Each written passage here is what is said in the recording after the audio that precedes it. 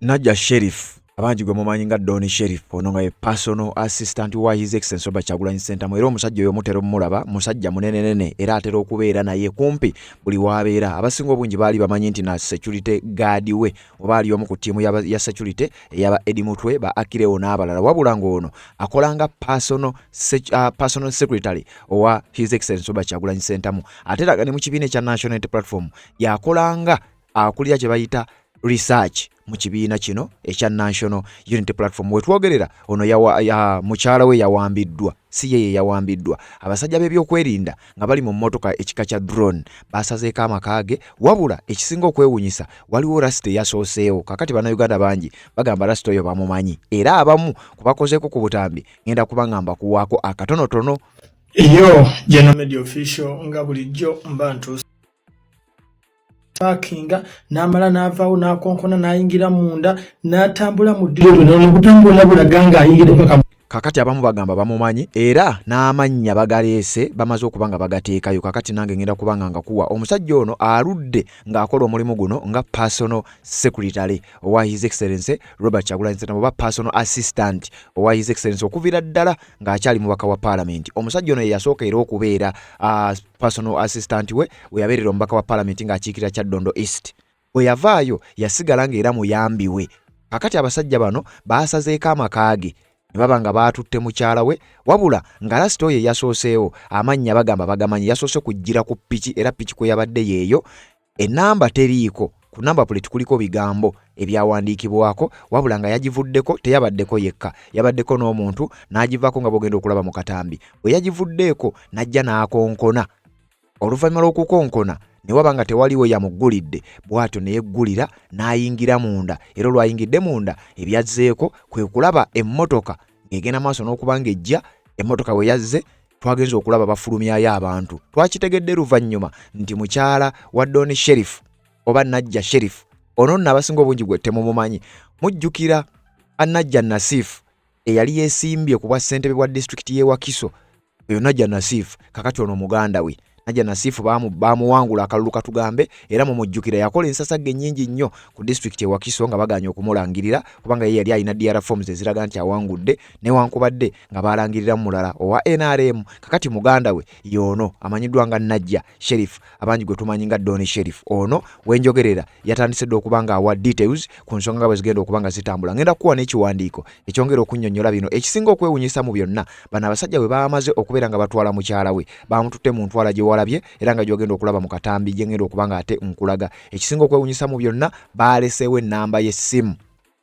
tetumanyi oba ennamba bagireseewo nti bwajja bw'aba ayagala mukyala we abakubire teri amanyi oba ennamba bagireseewo nga yani naye nga bawandiiseeko ennamba eyo ne bawandiikawo ekigambo ekigamba nti SIU Kireka ennamba eyo bw'aba ndowooza ayagala okufuna mukyala we akube ku nnamba eyo abeere ng'agenda ennamba eyo gy'enaamulagirira oba oliawo bamukwate bate mukyala we oba ekyo bamukwate bamugatte ku mukyala we naye nga Don Sheriff ennamba eyo yagitaddeyo ng'agamba nti gye baaleseewo nga bamaze okubeera nga bawamba oba nga batwala mukazi we mu ngeri gye bamututtemu atamumanyi ngenda mukuwako ebitonotono ebimukwatako n'akatambi ngenda kakulaga nga bwe byabadde okuva gye byatandikidde paka gye byakomye nga bulijjo obeere ng'obitegeera bulungi nnyo Redio TV kwoli bali kubanga okyagoberera najjo osinzira okubanga gy'otulabira nalaba kubanga osubscribinga kikole tubeere ng'ate tutambula ffenna kanzije nkuwe ne rasita ebimukwatako ne wa gy'akolera ngazo obufumbo olina omwami naye ng'akutawanya olina omukyala ng'akutawanya bajja ne bakwagalako ne bagenda gwe alina ebizibu mu byenfuna nga sente zikuyita mu ngalo wooteeka sente zifa bufi boowola tebazza gwe aloota ng'ogwa mu nnyanja gwe alumizibwa omutwe nga guganja okuwona naawe aloota ng'ebintu bikozesa ensonga z'obufumbo nina ekifo ku mugga awali amayinja wennyambululirako ebisiraani ekikwa ekifiiriza omudibo obutaganja obutaweebwa nzijanjaba abantu ab'enzikiriza zonna nsiŋŋaanibwa njeru ku lw'ejjinja gwanjagala kuba ku nnamba yange eyo naawe ali ewala ennyo yita ku WhatsApp.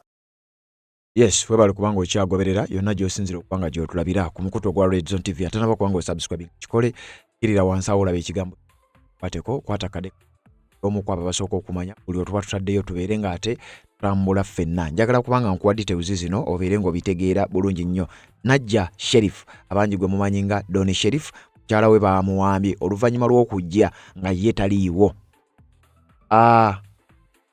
olunaku olwajjo zabadde ennaku z'omwezi nga 12 omwezi ogwokusatu 2026 His Excellency Robert Kyagulanyi Ssentamu ye yasookedde ddala okugenda ku mukutu gwe gwa X bw'atyo ne ku mukutu ogwa Facebook n'ateekayo post n'ategeeza nti Don Sheriff oba yamuyise Comrade Najja Sheriff ab'ebyokwerinda baasazeeko amakaage mu kusalako amakaage bagenda maaso n'okubanga bawamba mukazi we oluvannyuma lw'okumubuuza 4 na 5 baamubuuzizza Najja Sheriff wawaali omukazi n'abategeeza ye tamanyi Najja Sheriff waje yalaze era tamanyi mayitirege. Abasajja ne bamugamba kakati gwe tujja kukutwala ojja kutubuulira ku mpaka omanyi gyali oba tomanyi ojja kutugamba naye ng'omukazi yabagambye ye tamanyi era yoyo gwolaba mu karedi nga bamutwala abo babadde bamutwala nga bamaze okuba nga bamubuzaawo. Ekisinga okwewuunyisa nga bwe nkugambye baalese ennamba y'essimu ekitaategerekese ennamba eyo yabadde yaki wabula nga baagirese oluvannyuma lw'okutwala omukazi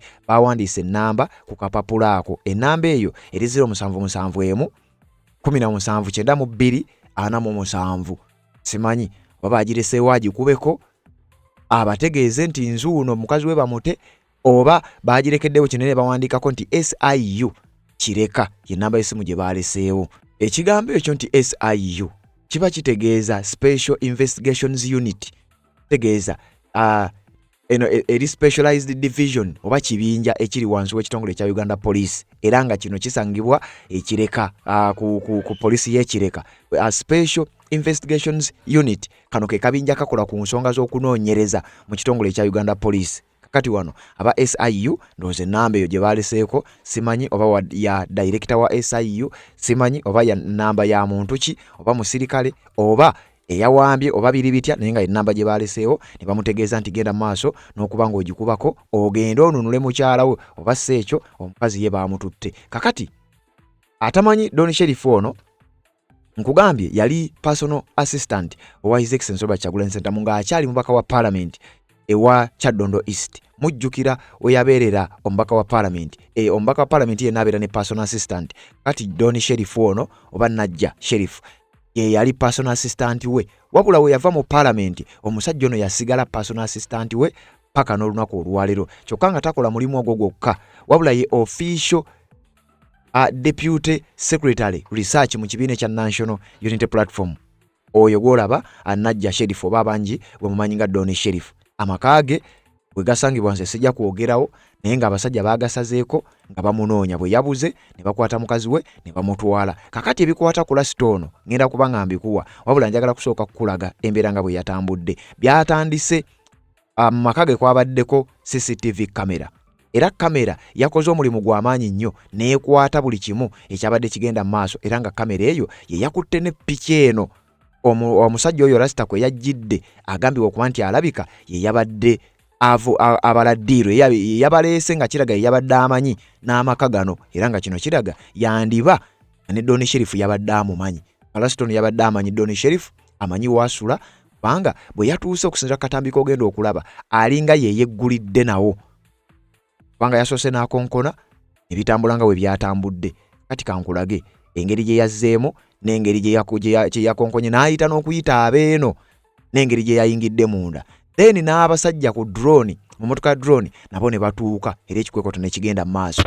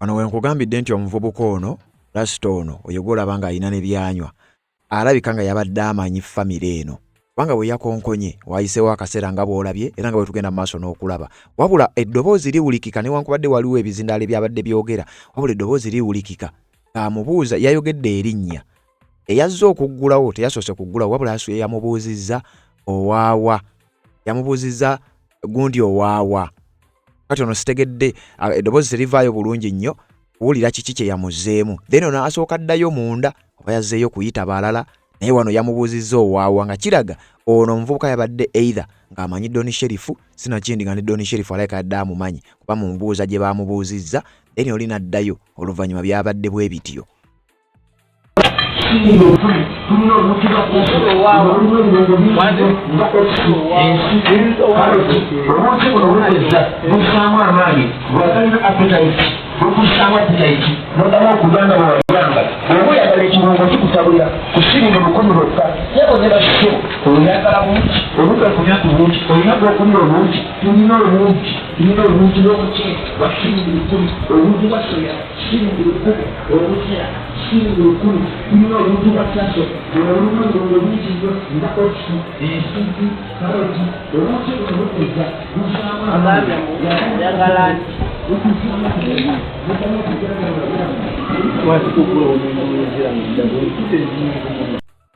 Ono yakomyewo n'amubuuza baŋŋambye nkubuuza oyagala ani?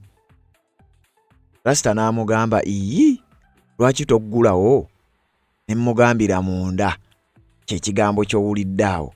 Oli we yamubuuzizza owaawa n'amugamba n'addayo munda then n'akomawo n'amugamba n'amubuuza baŋŋambye oyagala ani?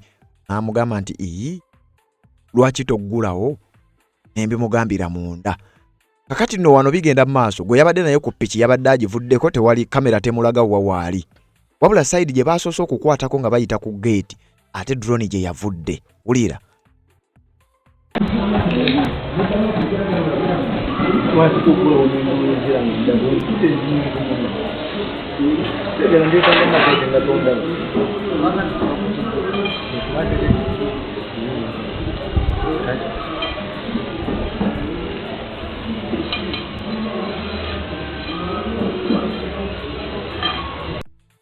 Amalamu ak'okunywa ke n'atambula mpola mpola ne yeeyongerayo.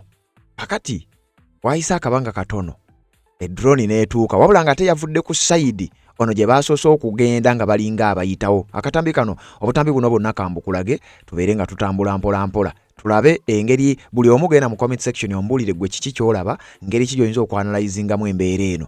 Mukyala wa Doni Sheriff amututte paka nakati tewannabaawo statement yonna yafulumiziddwa ekitongole kya Uganda Police wabula tugenda kubanga tugezaako okulaba nga tubifuna poliisi wenaaba erina kyeyogedde tujja kubikuwa wabula kankulaga embeera yonna nga bwe yabadde oluvannyuma lwa Lasito ono okujja n'akonkona ne munda baayingidde era ne munda eky'omukisa omulungi wabaddeyo kamera era naye erina bye yakutte.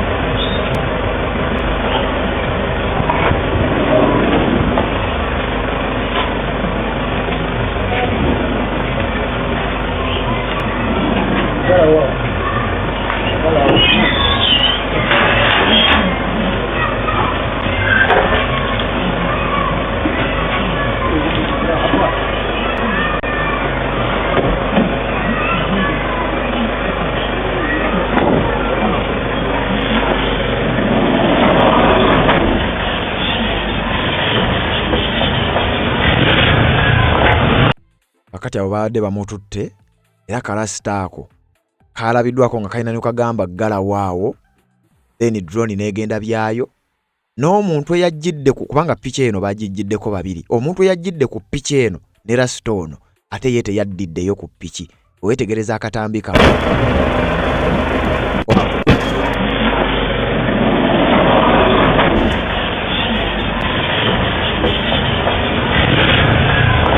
yekka kyokka nga mu kujja bazze babiri ku bajaaji then mu kuddayo ku bajaaji yagiddiddeyo ko nga aliko omu omuntu omulala gwe yabadde naye oyo ye teyaddiddeyo mu piki yemu n'aba nga yagenze kakati ekyabadde awo ebweru n'engeri gye bamututtemu byonna bikulaze njagala tusooke tulabe kana akalala then nkutwale munda nga bayingidde munda obutambi buno atasobodde kubeera nga obulaba tubulina era buli ku peegi eya Donny Sheriff yennyini osobola ogendayo n'oba nga obufuna naawe n'obaako ky'okola oba n'obaako engeri gy'oanalayizingamu ensonga eno kakati kankulage bino nkulage ne munda then waliwo wano ebigambo ebigambibwa nti ono abantu bamumanyi ne waakolera bamanyiiwo.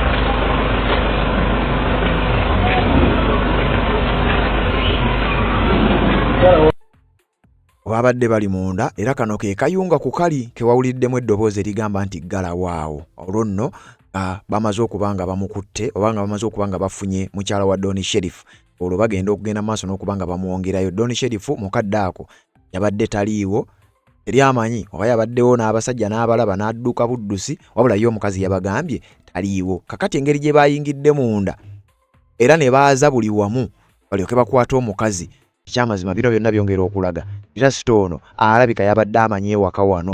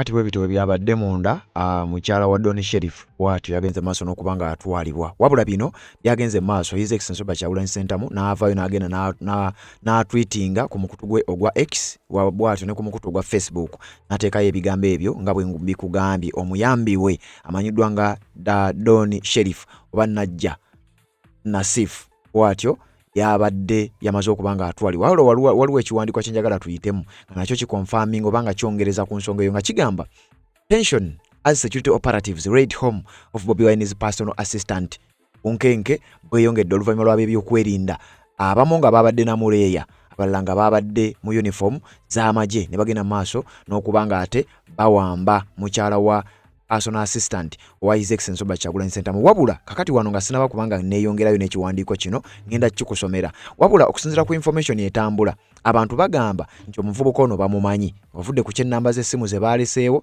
tewali yazikubyeko n'atubuulira. Wabula lasito ono agambibwa okuba nti y'oyo mu kifaananyi okusinziira era ekifaananyi ekyo kyapositingiddwa Fred Lumbuye ku mukutu gwe ogwa Facebook. Ne banoonya n'omukutu ne bagamba nti amannya ge ye Namukangala Siraaje oyo Rasta agambibwa okuba nti ye Namukangala Siraaje era mbu ye yabadde ali mu kikwekweto eky'okkola omulimu guno okulaba nga Don Sheriff akwasajja bamulyawo. Namukangala Siraaje agambibwa okuba nti ge mannya ge okusinziira ku nvuuvuuma ezitambula era abantu bagamba nti ono akolera mu bitundu eby'omu Ndeeba oba n'ekatwe nti era omulimu gwakola kutunda ppiki nzibe era mbu ali connected nnyo ku family eya General Yoweri Kaguta Museveni wamu ne General Muhoozi Kainerugaba. Yensonga lwaki oba olyawo epiki gye yabadde atambulirako oteyina number plate ebigambo ebiriko sisobodde kubanga mbisembeza okubisoma. Wabula omukutu ogugambibwa okuba nti gwe gugwe ku Facebook mbu gwe guno era nga guliko erinnya Namukangala Siraaje era wano yakola tweet ya post eno yaddako 2023 ng'awaana General Muhoozi Kainerugaba era nga ganti guno omulembe gye tugamba nti omulembe omutebi ye yaguyita omulembe omuhoozi. Kati oyo agambibwa okuba nti ye Rasta eyabadde alabikidde mu katambi. Wabula bino byenkuwa bigambo bikyatambuzibwa ezikyali allegations. Tugenda maaso n'okuba nga tunoonyereza ku nsonga eno okulaba nga tuzuula oba ddala byebyo. Wabula abamumanyi bagamba kyono atunda ppiki nzibe. Yo General Media Official nga bulijjo mba ntuuseewo. Olwaleero njagala mbasabye neera musharinge video eno esobole okutambula tulabise ono omwami. Obwedda bangi mwebuuza omusajja alabikidde mu katambi nga bawamba famire ya Don Sheriff oba amanyikiddwa nga Najja. Obwedda mwebuuza Rasta kyoyo jukira yajidde ku ppiki n'asukka n'apaakinga n'amala n'avaawo n'akonkona n'ayingira munda n'atambula mu ddiro lyonna n'obutambi bwonna bulaga nga ayingidde paka mu kisenge. Obwedda mwebuuza Rasta kyono mbaleetedde bwino akwatako no Rasta ono amannya ge amatuufu bamuyita Namukangala Siraaje. Ono Rasta bamuyita Namukangala Siraaje abeera mu Ndeeba awangalira mu Ndeeba opposite n'omukyala Asiike Mmamba. Ono omwami omulimu gwakola atunda pikipiki enzibe mu Ndeeba n'okuwola ssente era nga mukwano gwa famire entemu oba mukwano nnyo gwa famire ya Nakyemalira Museveni ne mutabani we. Yoyo Rasta alabikidde mu katambi nga bawamba mukyala wa Najja Nasif oba mukyala wa Don nga bawamba famire ye. Obwedda mwebuuza Rasta oyo yajidde ku ppiki Rasta akulembeddemu mu kuwamba famire ya muganda waffe yoyo. Just gwe tambuza video. Kale kati n'ebyo nabyo njagadde mbeere nga mbyongera obikuwa obeere ng'ogenda maaso n'okuba ng'otegeera ensonga nga bwe zitambula. Kakati katuddeko mu kiwandiiko kino ekyogera ku nsonga zino. Ekiwandiiko kino njagala tukiyiteyitemu ffenna ng'era bulijjo nga bagamba security agencies have reportedly raided the home of Najja Sheriff, the personal assistant to former presidential candidate Robert Kyagulanyi Ssentamu, widely known as Bobi Wine. Ab'ebyokwerinda bagambibwa okuba nti baasazeeko amaka ga Najja Sheriff abangi gwe nga Don Sheriff ono nga ye personal assistant wa His Excellency Robert Kyagulanyi Ssentamu. Ab'ebyokwerinda bagambibwa okuba nti baasazeeko amaka gano ne baba nga baakoze ebyo nga woobirabye. Uliriza According to Robert Kyagulanyi Ssentamu, the operatives arrived at Sheriff's residence but did not find him there. Instead, they reportedly took his wife after she told them she did not know his whereabouts. Nti ab'ebyokwerinda bano okusinziira ku Robert Kyagulanyi Ssentamu tweet gye yataddeyo era nga bwengenda okusomera mu awo katonotono mbu baatuuse mu maka gano nga baagala najja Sheriff era mbu bwe baatuuse ne baba nga tebaasobodde kumulaba then ne bakwata mukyala we baba nga baamututte paka n'olwaliro tetunnamanya wa gye baamututte nga bagamba nti regime security operatives have raided the home of my assistant. Binono byabadde bigambo bya His Excellency Robert Kyagulanyi Ssentamu byatadde ku mukutu gwe ogwa X bwatyo n'omukutu ogwa Facebook. Yagambye regime security operatives have raided the home of my assistant Najja Sheriff. When they found he was not around, they went with his wife instead after she told them she did not know his whereabouts. Robert Kyagulanyi Ssentamu said. Yagambye ab'ebyokwerinda aba regime eno basazeeko amaka g'omuyambi wange Najja Sheriff bwe bato ne bagenda maaso n'okubanga bamufeffetta wabula tebaamusanzeeyo olw'obutamusangayo bwe bato ne basalawo bakwate mukyala we ne babanga bagenze maaso n'okubanga bamutwala wabula nakati tetunnamanya wa gye baamututte. The development comes less than 2 months after security forces raided Kyagulanyi's own home. On January 23rd, 2026, the military stormed his residence just days after the January 15th presidential elections. Bino bigenze okujja nga wakayita emyezi ng'ebiri ab'ebyokwerinda nga basazeeko amaka ge aga Robert Kyagulanyi Ssentamu ge twogerako agasangibwa Magere era mu bijjukira bulungi nnyo bw'atyo naye yennyini ne batamusangayo. Kati bwe batamusangayo baatwala muntu yenna wabula waayita akabanga katono nnyo ate ne baddamu ne bagalumba amaka gano ne bagezaako okumenya era bwe batyo ebifaananyi bye twabikuwa bw'obanga wali ogoberera tebakoma ku ekyo baddamu ne balumba era amaka gano mukyala we Babula Itungo Kyagulanyi bwe batyo ne babanga naye baamutuusako obulabe era yamalira mu ddwaliro ensambya bw'atyo n'awunzika n'eggwanga lifulumye okutuuka ku ekyo ekyali kigenda mu maaso nga bagamba Kyagulanyi contested in the election but lost to General Yoweri Kaguta Museveni, who was declared the winner with 71% of the total votes cast. Museveni secured blah blah blah blah. Kyagulanyi came second. Wano nga bagamba nti ono tetumanyi oba musango gwe baamulanga kuvuganya mu kalulu akawedde akagambibwa mbu Museveni yawangula n'ebitundu 7 ku buli 100. Mbu era yafuna obululu miliyoni 7.9 n'ebisigadde. Kyagulanyi n'akwata ekyokubiri wabula ate yakwata ekyokubiri yagenda mu maaso n'okubanga ayiggibwa n'abayambi be baabo batandise okugenda mu maaso n'okubanga bayiggibwa kyokka nga ne mukyala we ne famire ye yafuluma eggwanga ng'embeera ya bunkenke oluvannyuma lw'okuba nti yali asaliddwako mu mbeera eyo kakati yawangula ate agambibwa okuba nti yawangula ate ali mu kuyigganya agambibwa okuba nti gwe yawangula. Since polling day, Robert Kyagulanyi's home in Magere has reportedly remained under heavy military deployment with the security personnel controlling access to the property. Despite uncertainty surrounding his movements, Kyagulanyi has continued to speak to international media outlets. Nti okuva ku lunaku olw'okulonda lwennyini bino lwe byatandika amagye n'ab'ebyokwerinda ebirala baasalako amaka ge ne we twogerera na buli kati be basalawo ani akisesinga amaka gano ani akkirizibwa oba atakkirizibwa kubeera ng'ayingira mu maka gano baamagye baagasalako kati be balinga bannannyinigo kati wano nga batugamba byatandikira eyo wabula ekyewuunyisa Robert Kyagulanyi Ssentamu movements ze oba entambula ze zitadde abasajja bano ku bunkenke tebamanyi butebe bagenda kumukontrolinga kubanga ne mukadde kano akyagenda maaso n'okwogerezeganya ne kye tuyita international community. Mwamulaba we yayogerako mu Geneva Summit, mulaba we yayogerako mu EU Parliament ne ku mikutu egy'enjawulo omuli emikutu nga BBC Al Jazeera n'emikutu emirala nagyo azzenga ayogerako nagyo ng'ali eyo mu kwekweka gy'ali wabula nga kigambibwa kirabika kye kiteeka abasajja ku bunkenke lwaki agenda maaso n'okwogera ne international community okwongera ogenda maaso n'okuba nga atulabisa. Kyagulanyi said the earlier raid on his home involved a large number of soldiers who arrived late at night. Yavaayo n'ategeeza nti ab'amagye bangi baatuuka mu maka ge bwe batyo ne baba nga bagasalako wano nga bagamba some were dressed in Special Forces Command uniforms, others in regular UPDF attire, while some were in plain clothes. Yavaayo n'ategeeza abantu abajja mu maka gano ne bagasalako abamu baali mu ngoye eza SFC, abalala baali mu ngoye ba uniform eza bulijjo ez'amagye ze tumanyi, abalala baali mu leeya. They came with ladders ready to climb upstairs. Bajja n'amadaala nga beetegefu okulinnya n'okwambuka waggulu nti singa baba tebalina wa kuyita bajja balina amadaala. They broke our doors and forced themselves into the house. Baamenye enzigi zaffe zonna ne bayekaka ne bayingira munda using hammers. They hit walls, window glasses and the doors. Bayambisa ennyondo ne bakuba amadinisa ne bagonoona, ebisenge ne babikuba, enzigi zonna n'endabirwamu zonna ne bazaasa basobole okuba nga bayingira. The Chief of Defence Forces, General Muhoozi Kainerugaba, later confirmed that Uganda People's Defence Forces carried out the raid. However, he denied allegation that soldiers assaulted Kyagulanyi's wife, Barbara Itungo Kyagulanyi, nti akabanga kayitawo katono. General Muhoozi Kainerugaba n'akakasa nti majeege igagenze maaso n'okukola kino gaaduumira, wabula ne yeegaana ebyokugamba nti galina kye gaakola oba ekikyamu kyonna kye gaakola mukyala wa Robert Kyagulanyi Ssentamu amanyiddwa nga Barbara Itungo Kyagulanyi. Era yagenda ku mukutu gwe ogwa X, General Muhoozi Kainerugaba gwe njogerako, n'awandiika ebigambo bino: My soldiers did not beat up Babi.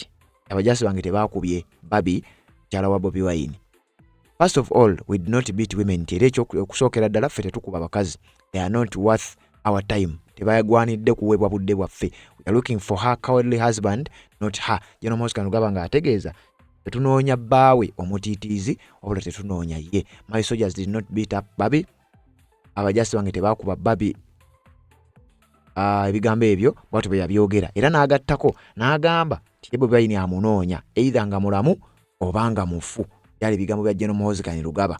Akati olwo lwali lwakuwamba His Excellency Robert Kyagulanyi Ssentamu, olwajjondooza lwabadde lwakuwamba muyambi we. Wabula wetwogerera omuyambi alabika yagaanye ne batwalamu mukyala we. Kati waliwo ebigambibwa oba waliwo ebirowoozebwa nti omukulu ono engeri gyali nti ye muyambi wa His Excellency Robert Kyagulanyi Ssentamu bw'abanga si yamukwese, kubanga bw'abanga si yamukweka, y'omu ku bamubalira mentisize, y'omu ku bamubalira engeri gy'atambulamu, y'omu ku bayinza okuba nga bamuyambako ne mu ngeri gy'ateekateeka ebintu byaba oliawo n'okwogera ne international community. Kati waabaddewo envuuvuumo nti omusajja ono mu maka ge gandiba Robert Kyagulanyi Ssentamu ge gamu ku maka ge yeekwekamu. Jjukira gye buvuddeko twakuweera amawulire nga mu bitundu ebyenjawulo omukulu amujjukira Honorable Patrick Nsanja amaka ge nago baagasalako era ng'envuuvuumo zitambula, yandibanga naye yakwese His Excellency Robert Kyagulanyi Ssentamu. Ebigambo ebyo byatambula, kankuwa akatambi akamuganange Jebbi Muwonge ayongera ogenda maaso n'okubanga naye atangaaza ku nsonga eno, then oluvannyuma nzije tubeere nga tweyongerayo. Gwe asobola genda mu comment section, teekayo obubaka obw'enjawulo ku bigambo bino by'oba owulidde bye tuba tukuleetedde, then obubaka obwo tubeere nga tutambula nabwo mu ngeri emu oba endala. Genda mu comment section wandiikayo obubaka ku nsonga zino zennyini ze tuba tuzizze nazo wano, ate tubeere nga tugendera ddala mu maaso n'okubeera nga tutambula, tubeere nga ate tubusoma obubaka obwo. Genda mu comment section obuteekeyo, kankuwa ebigambo bino nzije tubeere nga tweyongerayo. Anaja Sheriff yono andi wane mabega ku screen ngenda kubeera nga nkulaga kawo bifaananyi later on ng'ali wamu ne His Excellency Bobi Wine oyongere okumutegera yani ono, naye nga ono y'omu ku bayambi ba His Excellency Kyagulanyi. Balumbye amakage naye bamunoonya wadde nti bali mu kunoonya His Excellency Bobi Wine bastaginze road blocks every now and then ku nguudo ez'enjawulo, amakage bagafuula military barracks nga bw'olengera ku screen awo amakage gali fully occupied by military police and other security operatives. Eno amaka g'omu ku bayambi be Najja Sheriff bagareadinze, mukyala we bamuwambye agezeza kubagamba nti abayi omusajja simanjali bawange simanjali nti ne bakola ki yamutwala yuyo, era nga ngenda kuba following development eno zijenga nkuwa instant updates about this issue, nenga that is the latest as of now. Amaka bagalumbye mukyala ne bamuwamba. Uyina okujjukira nti mabega kawo gye buvuddeko UPDF bavaayo ne bagamba tebalina kibeetaaza Bobi Wine, police yavaayo ne gati balina kibeetaaza Bobi Wine, then later on ate ne bavaayo ne bagamba nti ate amakage kyetulinga abakuumi, and all that kind of thing, kuganga tebi making a sense completely. Naye before I even take you into all that, now here is the gentleman Don Chef. Nga omulengera ku screen now, I want you to take a close look. Now that is Don Chef. Yoyo omu ku bayambi be amubeera nnyo ku lusegere, batambula bonna so nga bazikwasa ng'era assistant w'abeera, kitegeera ng'era assistant w'abeera. So yuyo abasinga mumanyi bulungi, abasinga mumanyi bulungi omwami ono. Si ndowooza gwe wena wena abadde ajja agoberera ensonga zino way back 2016, 17, 18, 19 up to today, I believe efeese eno simpya kuggwe wadde nti amawulire gano gagenze otugwako ng'ateera abakuumi ba His Excellency Kyagulanyi Ssentamu Robert Electoral Commission byamuwa nabo bennyini bagobeddwa mu police ate nga bali mabega wa mitayimbwa basajja batwabo. So naye nga update eno eri about Don Sheriff. His Excellency update eno agisharinzeeko ngenda kubeera nga nkuyisaamu mu message gyawadde about the raid that has just occurred at the home of his assistant. Ngenda kuba nkutwala mu bubaka bwe bwawadde nenga sinakuwa kubaka obwo Joe Ssenyonyi kyamubuukako mabega kaawo amagye bwe gavaayo ne gagamba nti ate balina kye beetaaza Bobi Wine. Kati ni kiki beetaaza ba assistant be kiki kye bakola mu maka ge lwaki ku roadblocks bakugamba ojjeko hudu bakugamba ojjeko element but you know why do you search anyway. Here is Joel, very also frustrated, angry and completely out of words. Joel Ssenyonyi about to look, the impromptu operations that we have seen, it is clear they are politically motivated. Each time security forces get an idea or some of the rumors which they call intelligence that maybe the Honorable Kyagulanyi is around this area and so on, you will see how heavily they will go in that direction, mount roadblocks and so on, hoping they will find him. Of course they will not find him because they are not as smart as they think they are. And as we have said, if they are interested in the man, summon him. They cannot pretend that, no, this is not about looking for him. So what are they still doing at his house? Because his house is like a barracks, it's a garrison. Why, if it's not him they are interested in? If they are saying that this is just, trying to return sanity as far as traffic is concerned, yes. You don't return sanity to traffic by searching every car. You're interested in, are they driving the right way? Do they have the required documents and so on? But they open car boats, they ransack the cars. What are you looking for? That cannot be related to traffic. They stop every border and they say, people, remove your helmets. I thought your interest traffic-wise is to see that border riders are wearing helmets. So if he's wearing a helmet, you let him pass. But now, you say, remove your helmet, I want to see who it is. How is that related to traffic? So, they will not try and confuse people. It is obvious what they are looking for. They will not get it. They will not find it. That was Joel Ssenyonyi ng'agezaako kunnyonnyola lwaki bali mu maka ge, lwaki roadblocks ba staginga. Imagine kubera bakugamba ojjeko element emmotoka ne bazisearchinga butu ne bazigula anigo, in brief they are seriously hunting down for His Excellency Bobi Wine. Now the hunt has also extended to the homes of his confidants, Don Sheriff. Omwami ono eno video gyenva kulaga kati ku saawa eno CCTV footage.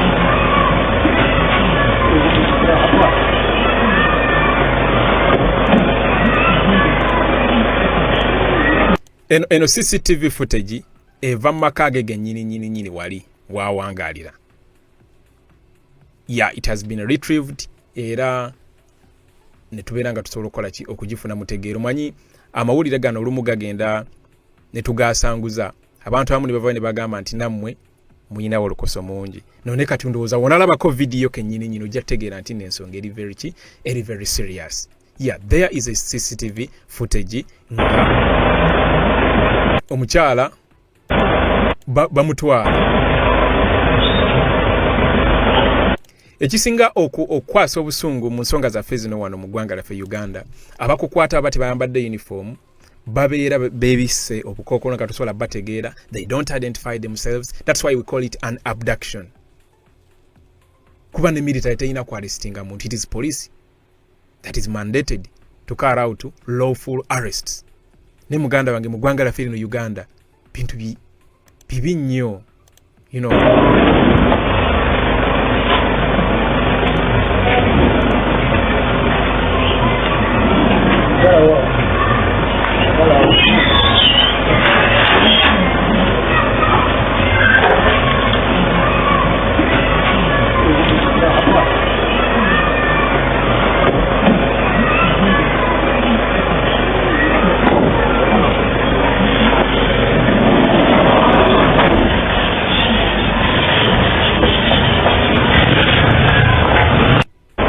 Yeah, of course wekigudde muligano gagudde matuga His Excellency Kyagulanyi naye n'atuterayoko ku bubaka ku platforms ez'enjawulo abutereddeko ebigambo bino. Video eno yennyini actually kwenjije ku His Excellency Bobi Wine platform era nga ogiraba nti eriko ennaku z'omwezi ino eri dated ennaku z'omwezi 12 omwezi ogwokusatu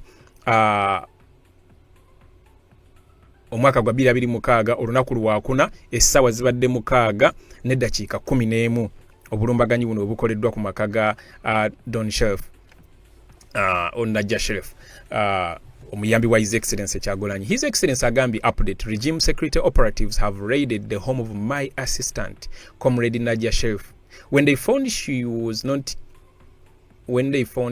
around. They abducted his wife instead after she told them she did not know his whereabouts. What a cowardly regime.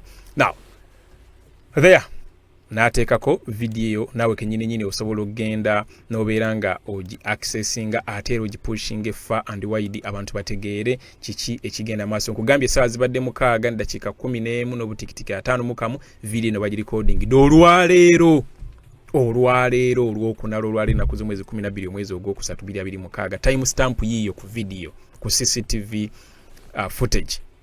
Yeah, so basically that is the update. Ekisinga kwasa obusungu be bantu bano okwebuzaabuza ne bava ne bagamba tebalina kibitaaza Kyagulanyi naye ate ne bagenda nga amakage bagalemeddemu ba confident be batandise basojjanya sigwe gusoose. For those of you maybe you have not been following these issues, the home of Patrick Nsanja, the MP, nago amakage bagalumba ne bateeka family at gunpoint nga bababuuza Bobi Wine gyali. The head of EMC, that's the Election Management Committee, Harriet Chemutai, amakage bagalumba was it Kapchorwa as well as Mbale. Ne bamubuzaawo ekiro kiramba nga bagenda bamubuuza Bobi Wine, bamudampinga later in the morning. Ne bamulabula nti baba abadde abalimba kagenda mujjutuka. I've been giving those updates every now and then. Naye now it has extended far beyond kuba kati gikitutte emyezi 2 nga bamunoonya tebamulaba. Can they just give up? No, because they feel guilty. Mujjukire nti akaluba akabba bubbi obuwanguzi bwana Uganda bwe banyaga kati kibatuddemu muli okitegeera. Banoonya Kyagulanyi kyazzaako tebakitegeera, beebuuza ali ku kaki tebakitegeera. Kati batandise kukola ki? Teweewuunya nga owulirayo arrests ziri random we ziri rampant mu bakulu mu National Unity Platform oba abali so close ku His Excellency Kyagulanyi. Olaba solo kikola ku mukyala we era Babi Kyagulanyi yalioka n'asooka yeetegula abasajja abo bandi badde basobola okukola ebisinga kaawo kuye baamukola that night we balumba amakage ennaku z'omwezi nga 23 omwezi gwa January. So very very unfortunate. Ate munange bo babisagira mbusagizi like the detentions, the military occupation of his house, the roadblocks and all that kind of thing. Bo babibalatira mbubalatize nalabye jonna mugga nga babuuza ebibuuzo mu kakiiko aka parameter kapa naye nga sebo bali mu kusinika businisi binnyo. I watched this clip and I was like, which kind of guys are these? Huh? President of the National Unity Platform is home. Give us an update for how long have you been there? How is the home? Because a man might be enjoying the place. And the legality of deployment. So tell us the feel of the home. Of course, our presence there. Our presence is there to provide security. Now, katisoko olide bujwango. But our presence there is to provide the security. Who asked for that security? Do you provide security by raiding the house, dismantling properties, stealing each and everything, assaulting each and everyone there? Before you even went there, the place was secure. It had all over CCTV cameras, which you guys destroyed and took, and the internet infrastructure that served the entire home. You destroyed it and you assaulted the wife, the askari of the place, who actually is mandated to provide security of that place. Kati newunya which kind of security ono gyayogerako ninga okimanyi tino bula lya bigambo na kuseketerera mu nsonga eri serious. All of you know that he's not there. So if we are not there, we'll vandalize his property. We are making sure this property is safe. Why do you stop the family members from accessing it? Why do you stop family members from accessing the premises? No, honorable members, a moment. Let him respond first, please. IGP, the microphone is yours. Yeah, so I've said we are there to maintain the security of the home from vandalism because people are not there. Are you sure? Yes. We want to learn. N'omuntu n'owulira n'omuntu ena gukuluma.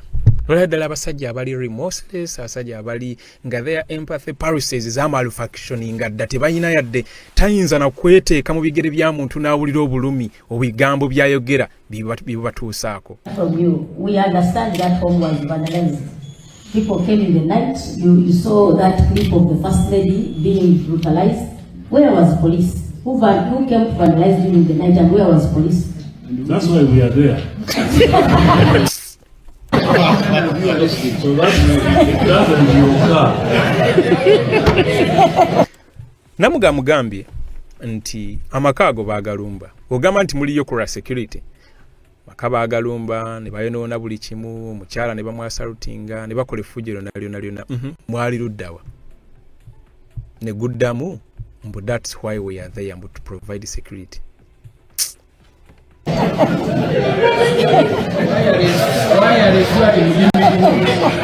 Ensonga eri very serious, ensonga eri serious. Ne barandiko gisindikiramu amannyo.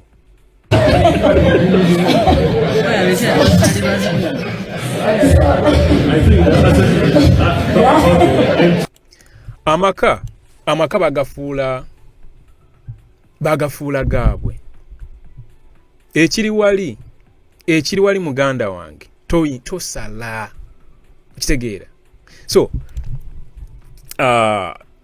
bikwasa obusungu nno buli bwennyini. Actually there was a NTV yakola amawulire on this case, yes, about this kind of engagement gye bayina n'akakiiko kano. Maybe can get it very quickly. Nago tukakoseeko okusiiga ekifaananyi nenga okujjukiza kati batandise kulumba maka gaba the closest friends of his excellency Kyagulanyi nga balowooza maybe beba mulina mu makaago teweewuunya nga bagenzeke wano Bianeri kati bagenzi wa Don Sheriff era bannange abakulembeze baffe banange mwebereremu obagwe ng'omanyi olina attachment nene nnyo ku his excellency Kyagulanyi oba eri national platform oyina okwebereramu in one or the other. Oyina okwebereramu. Let's get to this as well. Ennaku z'omwezi 15 omwezi ogwa January omwaka guno akulira ekibiina ki NUP Robert Kyagulanyi Ssentamu era nga yali yeesimbyeyo kuba pulezidenti w'eggwanga ng'alina mukyala we beewerekera okutuukiza obuvunaanyizibwa bwabwe nga bannansi ba Uganda ne beetaba mu kulonda omukulembeze w'eggwanga anafuga Uganda wakati w'omwaka 2026 2031. Okuva olwo Kyagulanyi taddangamu kulabwako nga yeetaaya andi yeemulula n'atandika okuliiranga ku nsiko ng'alumizanga bwe waliwo balina ekkobaane ery'okumutuusako obulabe oba si kyo okumukwata. No, it's actually that is the reality on the ground. Because if you've not committed any crime but you're being hunted as if you're a criminal, of course you have to fear for your life. Bino byonna okubaawo poliisi badde nga yenkumidde ku wankaaki wa Kyagulanyi n'okwetoloola ekikomera kyonna nga buli agezaako okuyingira asooka kunnyonnyola nnyo era abasinga ku bo ne bagaanibwa. Kati olunaku olwaleero abakulira ekitongole kya poliisi babadde balabiseeko akakiiko ka Parliament akalondoola ensasanya y'ensimbi z'omuwi w'omusolo aka Public Accounts Committee bateereddwa ku nninga okunnyonnyola lwaki na buli kaakano bakyokumidde mu maka ga Kyagulanyi so nga si yabawandiikira bbaluwa ebayita. Our presence is there to provide security because all of Kadona amyuka aduumira poliisi ono ye James Okyaya yayogera abalaata oba tasobola kujjukira ku lokeeki munange obabeera mu bifo bino bagenda ne balowooza nti they are insulated from the repercussions of the actions or the words or the madness that we see on daily basis in this our country Uganda.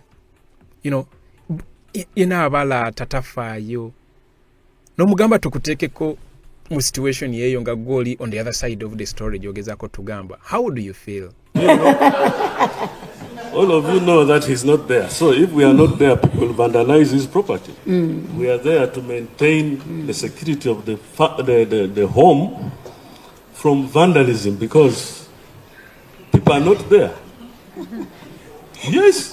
Bano babuuziddwa lwaki bakitwala nti bakuma amaka ga Kyagulanyi ate nga nakati bakyalemeddwa okunnyonnyola abantu abamenya ne batuuka n'okutuusa obulabe ku muka Kyagulanyi Babula Itungo.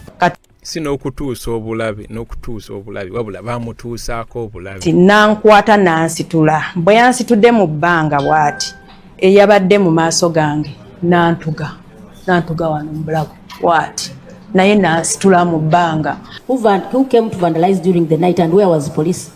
That's why we are there. So that it doesn't reoccur. Ocha yagambye abaka nti kikafuuwe poliisi okwamuka amaka ga Kyagulanyi okutuusa ng'amulabyeko maaso ku maaso ng'akomyeyo maka gateredde entende nga kugasa n'okubalaga abakumya b'obwannannyini abagenda okumukuuma nga tatuusiddwa ku bulabe. When do you intend to leave the place? I mean, when they come back, we advise him to get alternative security, like from private security organization. Yeah. Imagine kati ndowooza osobola okulaba how they want to control His Excellency Kyagulanyi. Of course now kyekyo kiri kinakugambye in the previous video nti baagala mulabira abasobola mu controllingira nti kati kola kino tokikola kati bana bakumi bajjeyo kati funa bano kati kuba remember all his entire security apparatus, I mean the personal ones, ba Eddie Mutwe, ba Achille Chivumbi, ba Mugumya Gaddafi, ba Bobby Yanga, all those are comrades. They are in detention for committing no single crime whatsoever, but on a politically motivated charges that make absolutely no sense.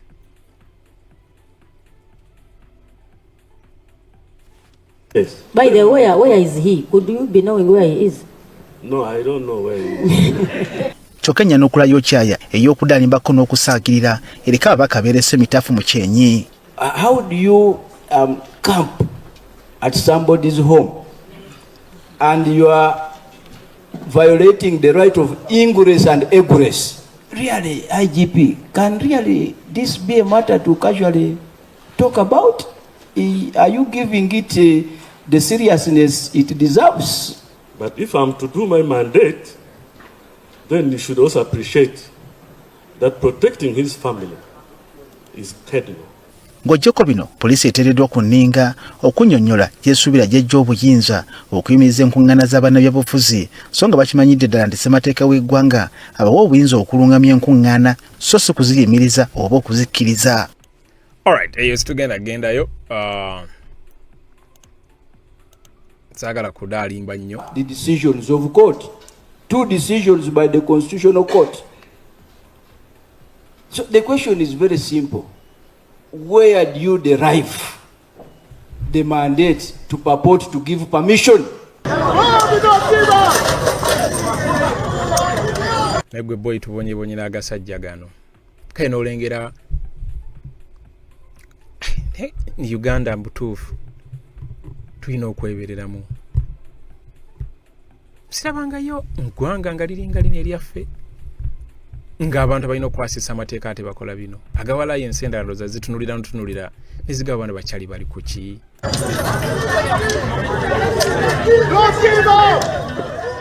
Ku nsonga y'okuyita ab'amagye okubeegattako mu kulungamya ebyokulonda.